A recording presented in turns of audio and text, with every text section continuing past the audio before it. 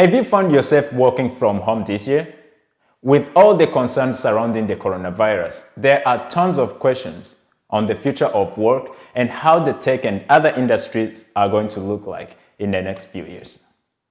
In this video, I'm going to talk about some of the challenges that I have experienced working remotely, especially as a developer, and share some of the things that you can do to help you stay focused on your work, but also live and enjoy a normal life.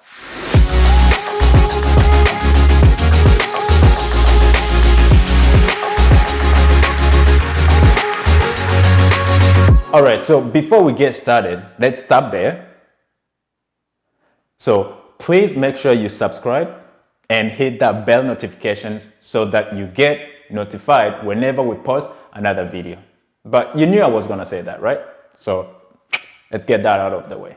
So I've been very fortunate to have a job that allows me to work remotely for the past number of years now. However, as many people have come to realize, it's not all gold when it comes to working from home. So here are some of the challenges that you might be experiencing already when you switch from office to home. All right, so number one challenge of working from home is overworking. I know so many people think that working from home is easy because there's no one looking over your shoulders. But that's not true at all if you care about your job.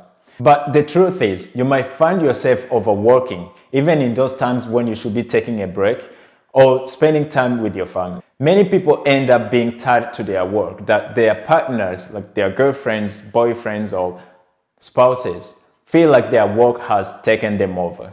And with all the freedom that you have, you feel like you have to work harder to make sure that you get noticed the same way you will be at the office. Or you just want to take your work an extra mile. So the next challenge is the no clear work boundaries. Especially as a developer, you sometimes find yourself zoned out thinking of what code adjustments you can make to fix that bug, or trying to make sure that you actually committed the work before closing. However, this is not just an issue for developers. It's for almost all remote workers. It could be that email that you just have to answer, or it could be that one report that you are presenting tomorrow and you just want it to be perfect. So you end up finding yourself bringing your work laptops in the kitchen while you're cooking, or at the time of watching a movie with the family, you're just typing that one email. All right, so the next challenge with working remotely is obviously time zones. And this one is the most challenging one because it is not just you in the equation. All right, so how about being the only remote worker on your team?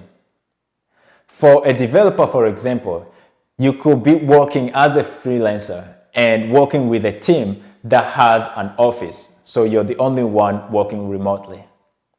This could be a challenge because you have to stick around on your desk to make sure that the communication is flawless, as if you're with a team in the office.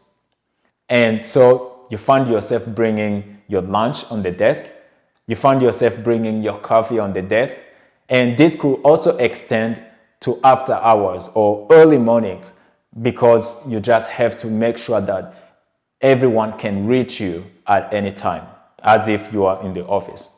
The last challenge with working remotely is the lack of social interaction. And I don't need to talk much about this as everyone has definitely experienced this during the pandemic. However, if you're working all day and all focused and consumed with your work, it's probably going to hit you even harder. All right, so I've shared with you guys some of the challenges with working remotely, but what can you do in these situations? My advice on dealing with overworking is to set clear goals and objectives for the day. Make sure that when you wake up, you have a list of things you need to do for the day so that at the end, you know that you have accomplished all the things you wanted to do for that day. And then you will feel much better about the day because you don't have to go back after work and try to recreate or create new tasks for you. This way, you know that at the end of the day, you've done all the things that you could have done in the reasonable time that you have or that you have allocated for work. When it comes on setting work boundaries, Make sure you have one place where you do all your work. It could be in your office, in your home office. It could be in your bedroom. It could be in your living room. But just make sure that that one place is only allocated for work. This way, in your mind, you know that if you're doing other personal stuff, you know that you won't be going back and mixing with work.